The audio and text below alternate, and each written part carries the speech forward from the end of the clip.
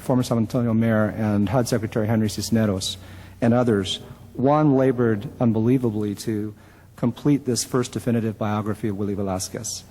And he is here today to engage with me, the book's editor, and with you, the interested members of this audience, about the enduring meaning and the continuing lessons of Willie's many accomplishments to expand United States Latino voting rights, civic participation, and opportunities in American society. Juan is executive director these days of an organization called the Common Enterprise. This is a Rockefeller Foundation-initiated training and technical assistance provider for community and civic projects that promote the common good.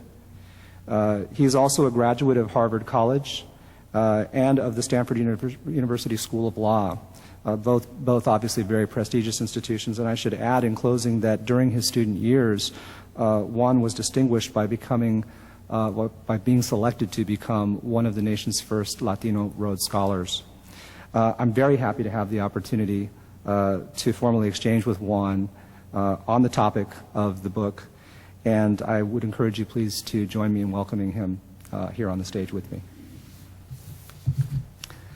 Let me ask a couple of quick questions to get us started, and then, as I said earlier, I want to encourage the audience members to come forward with questions, thoughts, comments that you have on the book or related issues.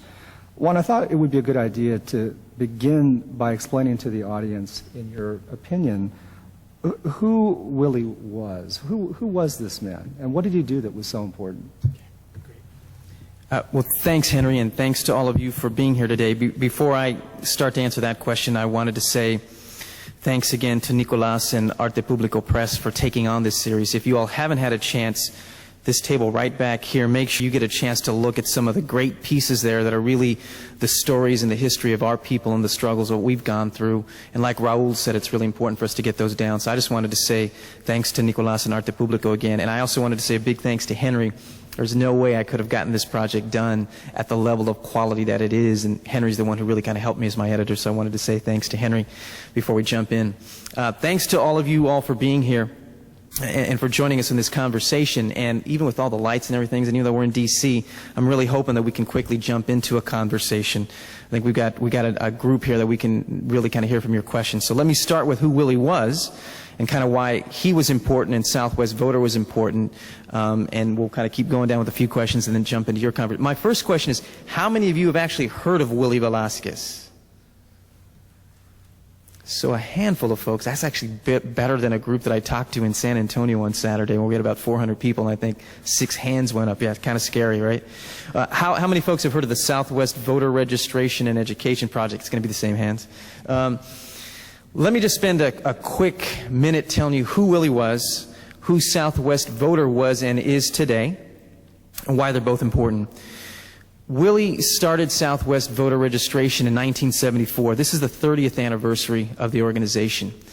Southwest Voter and Willie are very important to American political history for one simple reason. He helped the Latino community, bless you, he helped the Latino community gain power.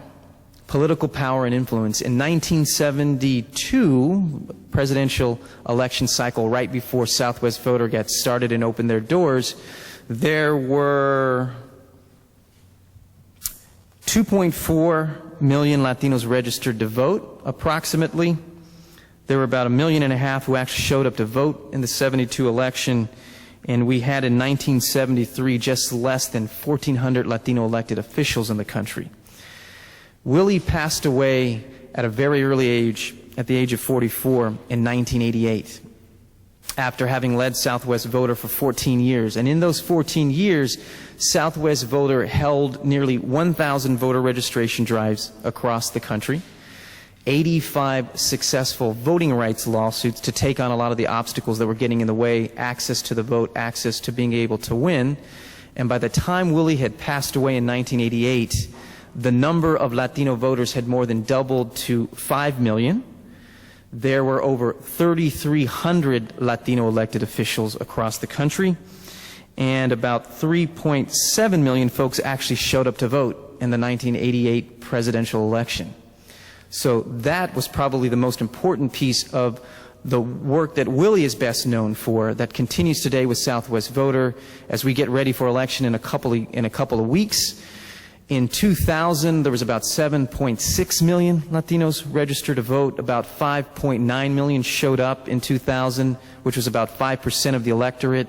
We have now about 4,600 elected officials who are Latinos from across the country right now, and we all know that the numbers are about to jump in 2004. But it's that kind of laser-like focus on that particular piece about gaining political power and influence, getting the number of elected officials, getting to a place where we could change and have a voice in the political system that continues today. Raul mentioned this, institution building. The second piece is that this 30th anniversary marks a longer period of time that Southwest Voter has been in existence without Willie around than when Willie was alive.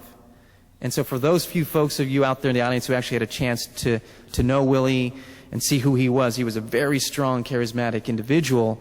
Everyone just kind of said, this is all about Willie. As soon as he passes away, unfortunately, this will be over. And so it's great to hear and to see 16 years later that Southwest Voter is still out there fighting the good fight, going door to door, and continuing to do the hard work that needs to be done to help the community continue to register and to vote. That's Willie and who he was, what was really important about his work in Southwest Voter as kind of a starting point for this conversation. Very good one. Let me segue to this question. Beyond what you've mentioned to us, going a step further, in your judgment, what are the continuing lessons of Willie's work for people like us who are trying to continue the struggle, particularly in areas like voting and civil rights? What do you think the key lessons of Willie's work are for us? That's a good question. I think there are a lot of lessons that Willie really kind of taught us along the way. But if I had to say what I think are some of the key lessons, probably one of the toughest one, and I know I see a lot of folks out there who are friends out in the crowd. Mickey knows this very well. It's hard to do this work and to be there for the long haul. You heard Raul talk about it, but in particular, the political organizing piece. This stuff can get kind of boring. If you were doing this day in and day out, it's tough to kind of stick in there for the long haul. So I think one of the key lessons we learned from Willie was you've got to keep doing this same process again and again and getting more folks involved. And knowing that that's going to change in terms of the leadership, in terms of the people who are involved. People are going to come in and out in terms of taking their turn at leadership. But doing the hardcore, long-term, grassroots, door-to-door political organizing that Southwest Voter has done, that a lot of great community organizing groups have done out across the country, is a hard piece. You can't just do it and kind of fall back and say, now we're done, forget about it, let's see what happens. Staying on top of that, staying on top of the getting folks out to the polls, staying on top of the litigation that has to take place to make sure that access and other questions are going on is probably one of the key lessons. A couple of the other key lessons that I think are really important from Willie. One that I think was really important, both at Southwest Voter, but I think this was just kind of a part of who his life story was all about, is that Willie really taught us that we need to set the bar high and to never settle.